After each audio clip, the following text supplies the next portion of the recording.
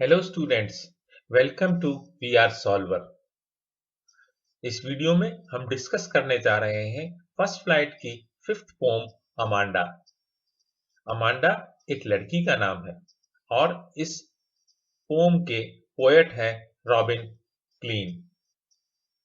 इस पोम में अमांडा की मदर अमांडा को कुछ एडवाइस करती हैं और वो एडवाइस सुनने के बाद अमांडा के मन में क्या फीलिंग्स आती हैं उनके बारे में पोएट ने बताया है। तो इसकी शुरुआत इस पोम की है। Don't bite your nails Amanda, don't hunch your shoulders Amanda, stop that slouching and sit up straight Amanda. Hunch means to bend या झुकाना, slouch means to sit lazily, आराम से थोड़ा पसर कर फैल कर बैठना। अब हम डिस्कस करते हैं पोएटिक डिवाइसेस के बारे में। So don't hunch your shoulders, don't और योर इनका फर्स्ट वोवल का प्रोनाउंसिएशन सेम है, देयरफॉर इट इज एसोनेंस।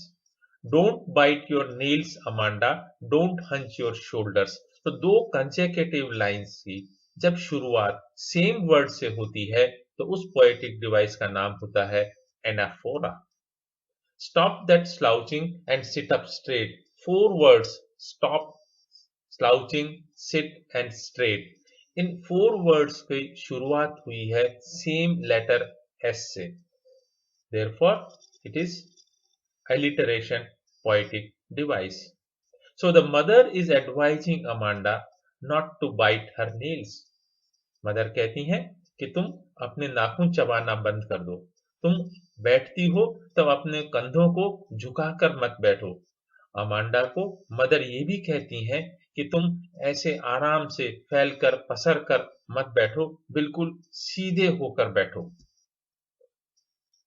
ये सुनकर अमांडा के मन में क्या फीलिंग्स आती हैं वो बताया गया है नेक्स्ट स्टेंजा में। Languid means lazy, there is a languid emerald sea. Emerald green colour को यहाँ पर प्रदर्शित करता है, वैसे एमराल्ड एक प्रेशियस स्टोन होता है, वो ग्रीन कलर का होता है। सोल मीन्स अकेला या अकेली। इनहैबिटेंट इज रेजिडेंट, रहने वाला। मरमेड एक काल्पनिक प्राणी है जिसका लोअर बॉडी फिश जैसा होता है और upper body as a women होता है।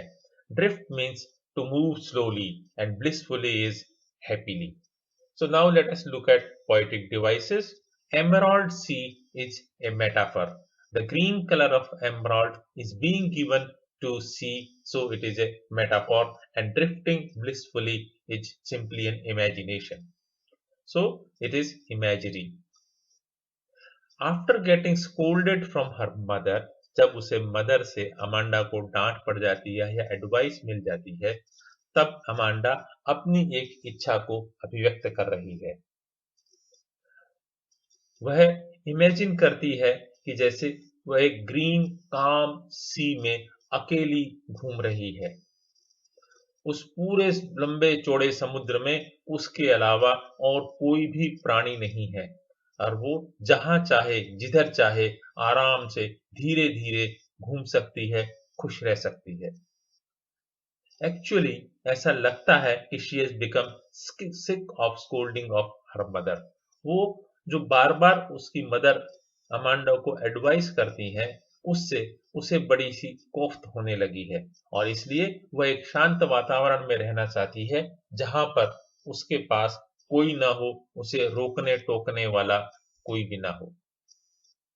अब अमांडा की मदर उसे फिर एक एडवाइस देती है, पूछती हैं उससे, did you finish your homework Amanda, did you tidy your room Amanda, I thought I told you to clean your shoes, Amanda.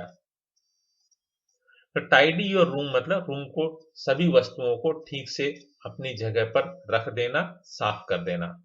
Now let us look at poetic devices. Did you tidy your room?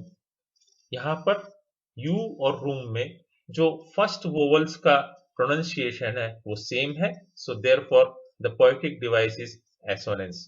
सभी students को poetic device ध्यान से समझना चाहिए ताकि exam में ये एक श्योर शॉर्ट क्वेश्चन आता है जिसे आप सही तरीके से अटेम्प्ट कर सकें। Did you finish your homework? Did you tidy your room? To consecutive lines starting with the same word, therefore it is anaphora. I thought I told you to clean. Word I 2 बार आया है. Therefore, it is repetition. Thought and told, 2 words starting with the same letter, alliteration. I thought and told, O and O, thought and told में first vowel का pronunciation same है. Therefore, it is assonance. तो अब इस mother जो है इस stanza में एडवाइस कर रही हैं अमांडा को, पूछ रही हैं उससे कि क्या तुमने तुम्हारा होमवर्क पूरा कर लिया है। उसे यह भी पूछ रही हैं क्या तुमने अपने रूम की साफ सफाई कर ली है। अमांडा को उसकी मदर एडवाइस करती हैं, याद दिलाती हैं एक बार फिर से कि मैंने तुम्हें अपने शूज साफ करने के लिए बोला था। ये बात सुनकर अमांडा फिर इमेजिन करती है, I am an orphan, roaming the street. I pattern soft dust with my hushed bare feet. The silence is golden, the freedom is sweet. Orphan means a child who does not have parents, जिसे हम अनाथ कहते हैं। Roaming means to walk, to move around. Hushed means a quiet place, चुपचाप रहना। And bare feet, यदि आपने अपने पैरों में जूते चप्पल कुछ भी नहीं पहन रखे हैं, नंगे पांव हैं, तो हम उसे कहते हैं बेयर फीट। स्वीट का यहाँ पर मतलब है something which is excellent, something which you like. Poetic devices, orphan and roaming, same pronunciation of first vowel sound, therefore assonance. Silence is golden, it is a metaphor, and freedom is sweet, this is also a metaphor. तो अब जो है Amanda imagines herself to an orphan. Amanda सोचती है कि मैं एक अनाथ लड़की हूं और गलियों में सड़क पर आराम से घूम रही हूं। मैं एक जगह चुपचाप बैठ जाती हूं और अपने पैरों से, जिसमें मैंने जूते भी नहीं पहन रखे हैं, उनसे एक सॉफ्ट मिट्टी पर आराम से जो चाहूं जैसा चाहूं पैटर्न बना सकती हूं। वह यह सोचती है कि यदि शांति हो तो कितना अच्छा हो, and freedom is very sweet, I like freedom. तो वो एक अपने आप को अनाथ समझने लग जाती है, इमेजिन करती है कि मैं अपनी मदर की एडवाइस सुनने से अच्छा है कि मैं अनाथ ही होती, मुझे कम से कम कोई एडवाइस करने वाला तो नहीं होता। अब अमांडा की मदर उसे फिर एक एडवाइस देती है, don't eat that chocolate Amanda, remember your acne Amanda, will you please look at me when I'm speaking to you Amanda। acne means pimples, जो चेहरे पर छोटी छोटी फुंसियां हो जाती हैं कभी कभी कुछ बच्चों को, उन्हें जो है हम एक्ने या पिंपल्स कहते हैं। तो मदर जो है वो अमांडा को एडवाइस करती हैं कि बेटा तुम चॉकलेट मत खाओ, चॉकलेट खाने से तुम्हारे चेहरे पर पिंपल्स हो जाते हैं, और जब मैं तुमसे बात कर रही हूं तो प्लीज तुम मेरी ओर देखो ताकि मुझे यह पता चले कि तुम मेरी बात सुन रही हो। ये बात सुनकर अमांडा फिर एक कल्पना में डूब जाती है। I am Rapunzel, I have not a care. Life in a tower is tranquil and rare. I will certainly never let down my bright hair. Tranquil means something peaceful, Shanti. Rare means unique, एक अपने आप में एक ही जो चीज हो उसे हम यूनिक कहते हैं। तो रेपुंजल जो है वो एक इमेजिनरी कैरेक्टर है, वो एक प्रिंसेस थी जिसको एक राजा ने बंद कर दिया था एक ऊंचे टावर में, उस पर कोई सीढ़ी नहीं थी, उसे एक जादूगरनी ने बंद कर दिया था एक राजा के कहने पर। अब वह वहां से निकल भी नहीं सकती थी। वहां से उस टावर के पास से एक राजकुमार गुजर रहा था। राजकुमारी रेपुंजल ने उसे आवाज दी और अपने लंबे बालों को अब टावर के ऊपर से नीचे डाल दिया, उन बालों के सहारे राजकुमार टावर पर आया और उसने राजकुमारी को टावर से मुक्त करा दिया। तो ऐसी एक छोटी सी स्टोरी है रेपुंजल के बारे में।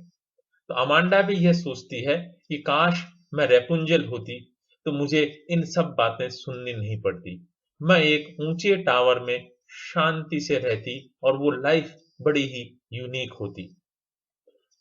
कोई राजकुमार या कोई भी व्यक्ति उस टावर से गुजरता तो भी मैं अपने बाल उस टावर से नीचे नहीं डालती, because she wants to live there alone. वो अकेली रहना चाहती है, वह किसी का भी साथ नहीं चाहती है।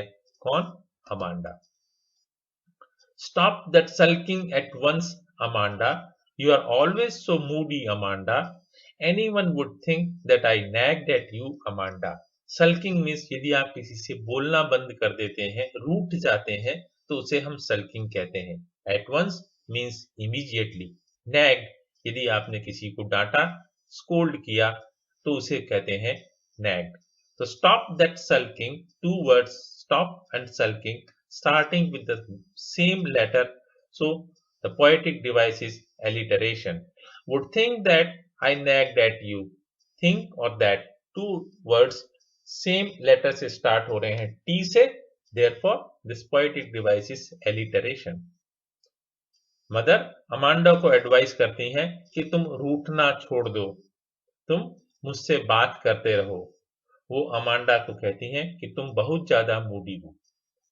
अमांडा, यदि तुम इसी प्रकार व्यवहार करोगी तो लोग ये समझेंगे कि मैं तुम्हें डांट रही हूं। तो इस पोम के माध्यम से पोएट यह बताना चाहता है कि पेरेंट्स अपने चिल्ड्रन को हमेशा अच्छी हैबिट्स कल्टीवेट करना चाहते हैं, उन्हें अच्छी हैबिट्स देना चाहते हैं, उन्हें अच्छे संस्कार देना चाहते हैं, परंतु कभी कभी बच्चे अपने पेरेंट्स की एडवाइस को सही तरीके से नहीं लेते हैं। तो हम सभी बच्चों को अपने पेरेंट्स की एडवाइस को बहुत ही सही तरीके से लेना चाहिए, हमें उनका कहना मानना चाहिए, ये कहते हैं पोएट। और ये मेरा भी कहना है कि बच्चों को अपने पेरेंट्स की बात ध्यान से सुननी चाहिए और माननी चाहिए। Thank you for watching our channel. If you like this video, please subscribe to our channel and you can visit our website wearesolver.in to read more such contents. Thank you.